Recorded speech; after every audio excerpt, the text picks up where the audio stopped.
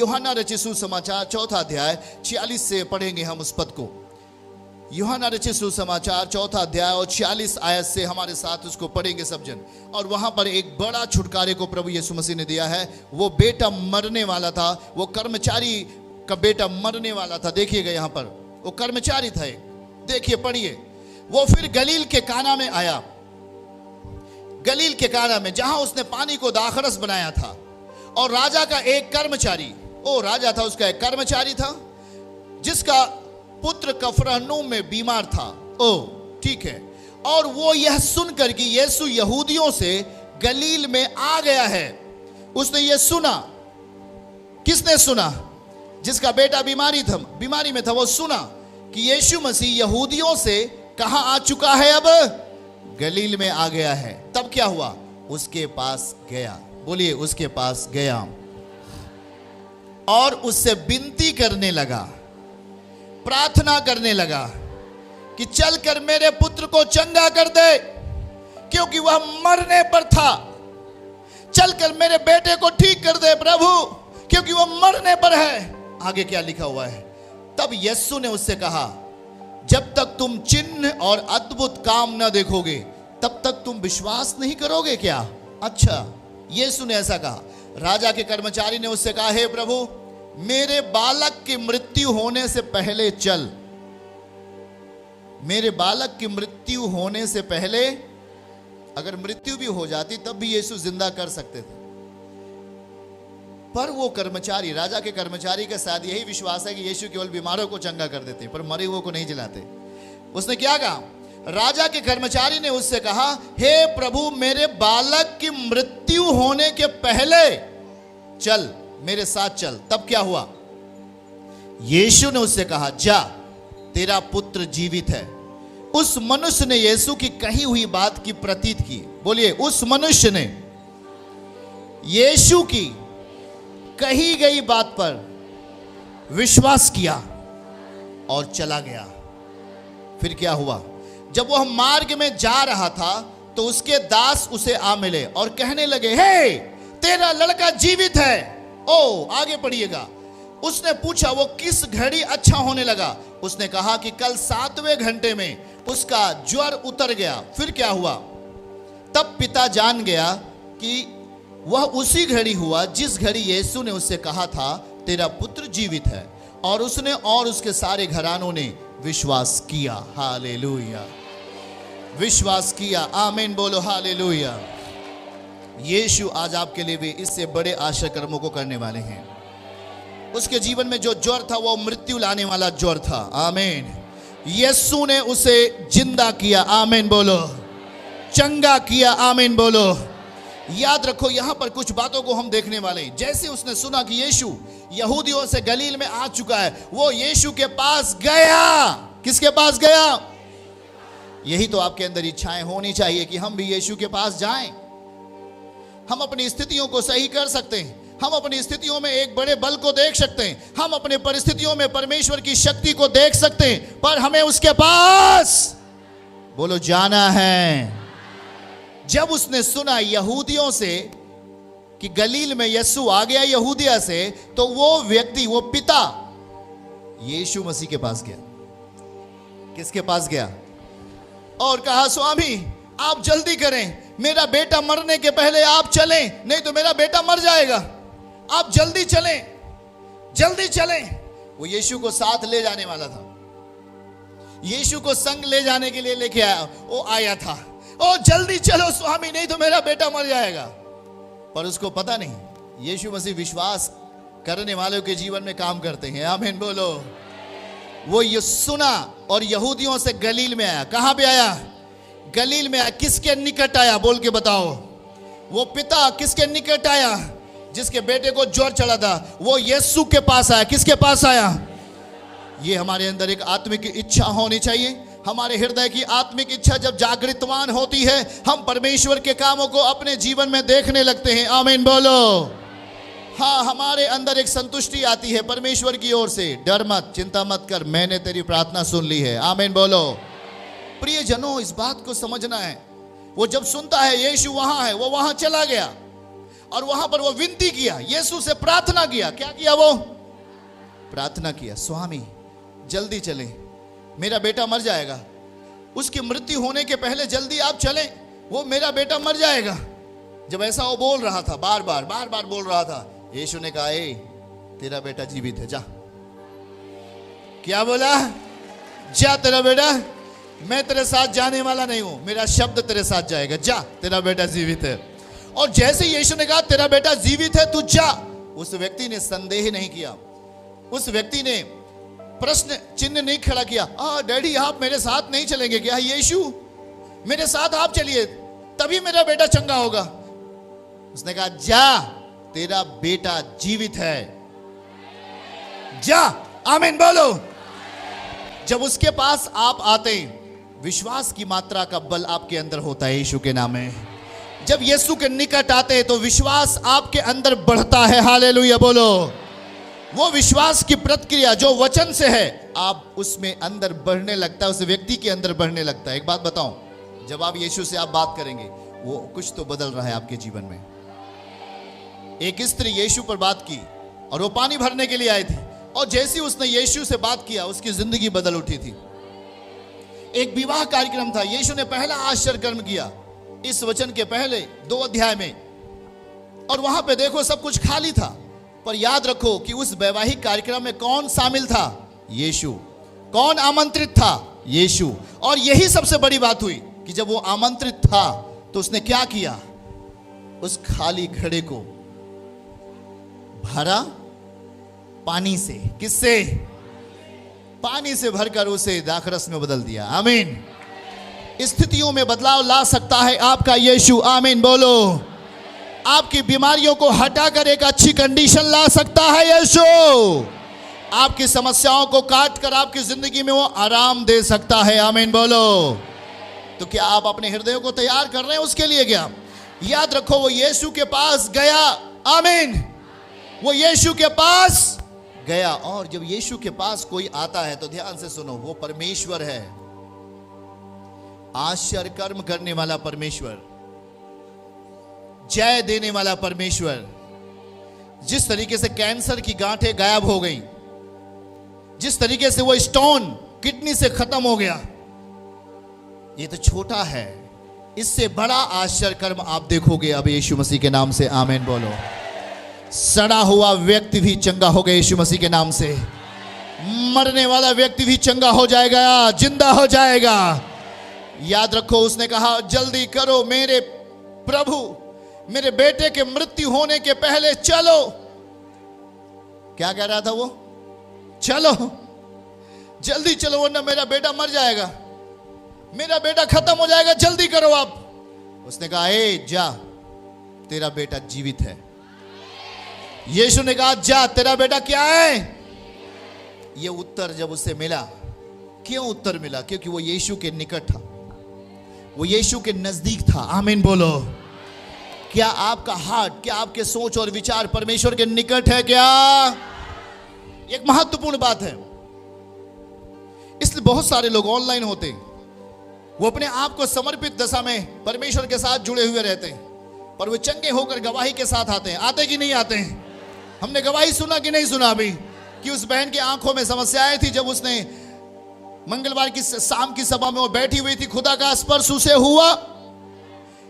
याद रखो कि आपके पास, जब आप यीशु मसीह के पास आते हैं, हम अपने जीवन के विश्वास को एक नया आकार देते हैं। हमारे अंदर का विश्वास नया आकार में आता है, नई डिजाइन में आता है। आमीन। जब हम परमेश्वर पर विश्वास रखते तो हमारे विश्वास का आकार अलौकिक होता है यीशु मसीह के नाम में। कैसे बोल के बताओ? जब हम मसीह पर विश्वास करते, मसीह एक अलौकिक आत्मा है। आमीन। सब जन बोलो, बगल वाले का हाथ पकड़ के बोलो, जब हम यीशु पर विश्वास करते हैं।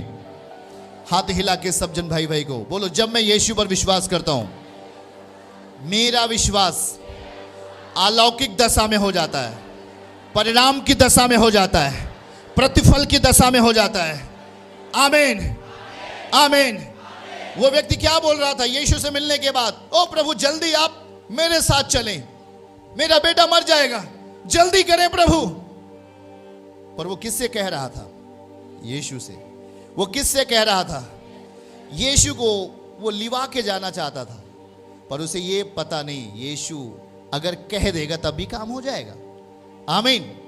क्योंकि जो यीशु है वो वचन है। आप यहां विश्वास के साथ हो। कुछ लोग ये सोचते हैं कि यीशु मेरे सामने प्रकट हो, लेकिन प्रभु कहता है कि मैं तुझे इस प्रक्रिया को विश्वास में दिखाता हूं। अगर तू मुझे देखना चाहता है तो तू विश्वास की आत्मा में आ। वो वचन जो विश्वास का आत्मा है, उस विश्वास की आत्मा में तू ठहर जा। बोलो, अपने आप को ठहरा लेना है विश्वास की आत्मा में। उस वचन की जगह पर अपने आप को, सब जन बोलो, ठहरा लेना है, रुक जाना है। वहीं से प्रभु कहेगा, जा तू आज से चंगा है, जा आ तू आज से चंगा है। आमीन कहो। मतलब यह कि हमारी बातें किससे होती, हमारा बैठना किसके साथ है, हम किन चीजों को सुन रहे हैं। हम परमेश्वर के उन शब्दों को सुन रहे हैं जिसके द्वारा उसने पूरा निर्माण कर दिया दुनिया का। हम उस वचन को सीख रहे हैं जिससे पूरे उसने दुनिया का निर्माण कर दिया। वो वचन जीवित है। जरूरत नहीं है यीशु के शरीर को लेके जाना, केवल जुबान से निकले हुए शब्द से वो चंगा हो जाएगा। उसने कहा नहीं चलो, उसने कहा प्रभु आप चले, कष्ट करके मेरे साथ चलो, मेरा बेटा मर जाएगा प्रभु। उसने कहा ए जा, तेरा बेटा जिंदा है, जा। आमीन बोलो। क्या आप समझ रहे हैं? यही तो है एक मायने की बात। जब आप प्रभु के सामने यहां बैठे हुए हो, वो अपने आप को दे रहा है। उस विश्वास की आत्मा में, उस विश्वास की प्रक्रिया में आप बड़े चमत्कार को देखोगे यीशु के नाम में। याद रखो, उसके आगे स्पष्ट लिखा हुआ है, उसने थोड़ा भी संदेह नहीं किया।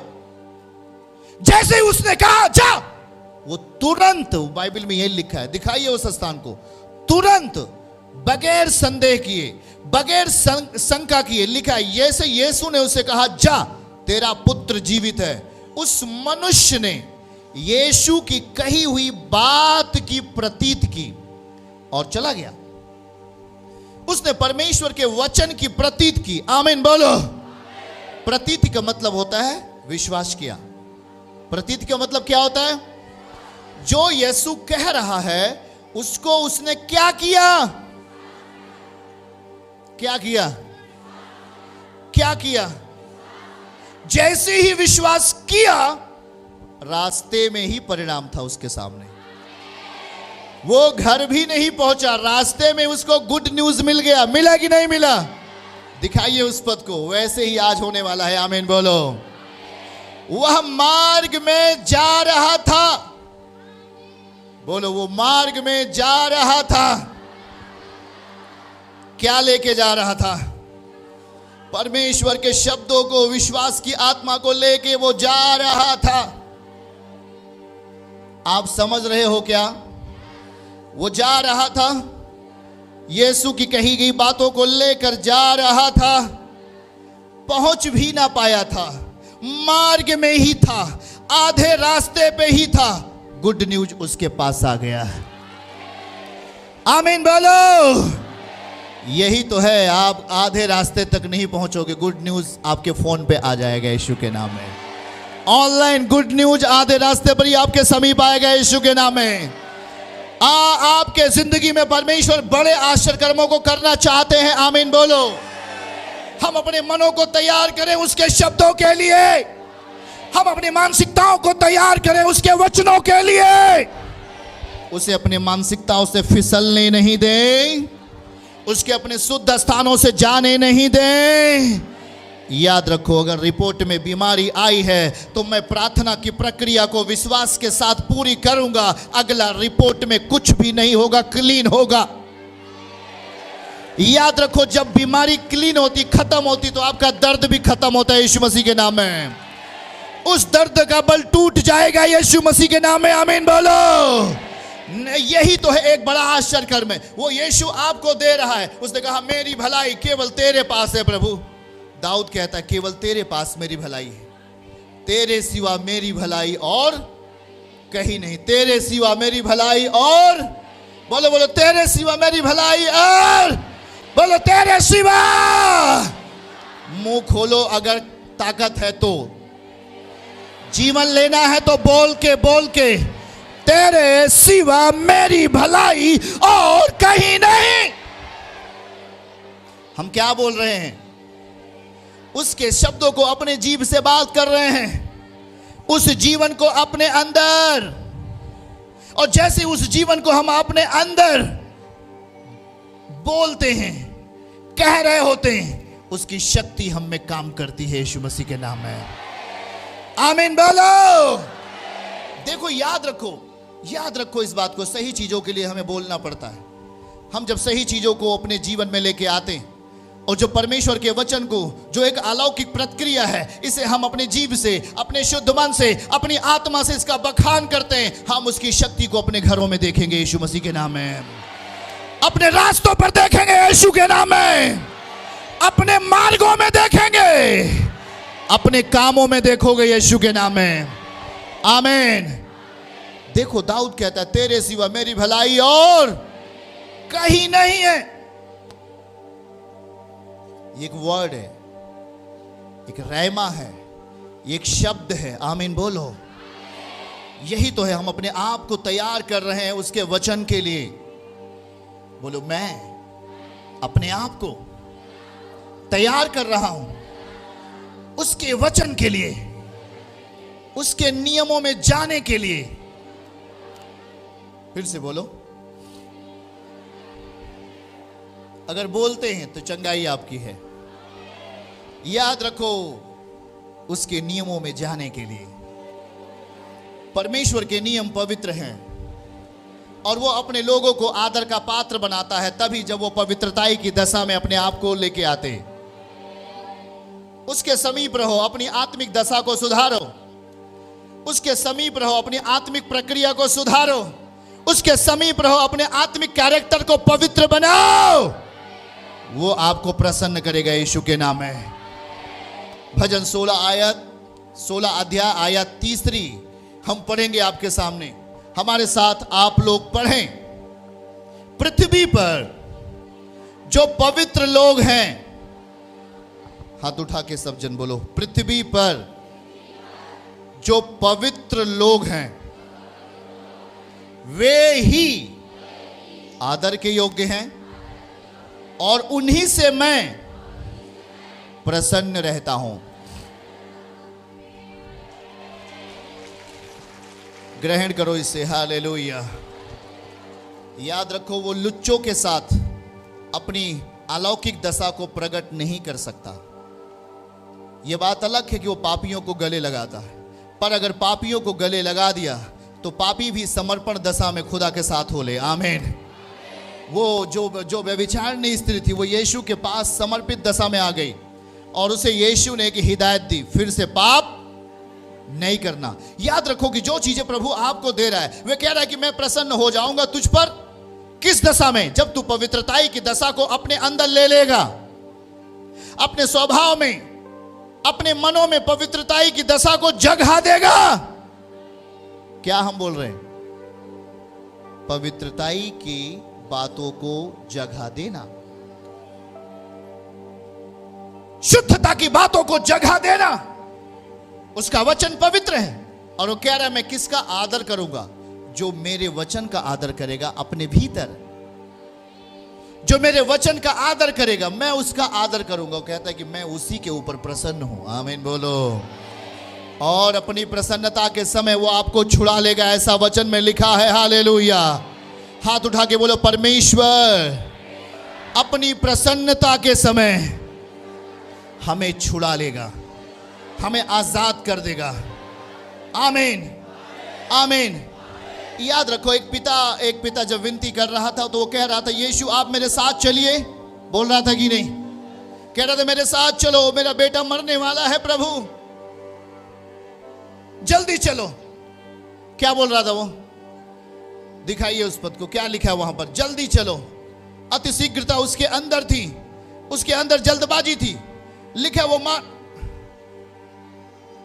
लिखा राजा के कर्मचारी ने उससे कहा, हे प्रभु, मेरे बालक की मृत्यु होने से पहले चल। क्या लिखा है? कर्मचारी ने कहा, मेरे बालक की मृत्यु होने के पहले चल। इसका मतलब वो यीशु को साथ ले जाने आया था। हाँ या ना? आप लोग समझ रहे हैं? वो यीशु को साथ ले जाने आया था। यीशु कहता है, जा, तेरा लड़का जीवित है। यीशु ने शब्द दिया। क्या दिया?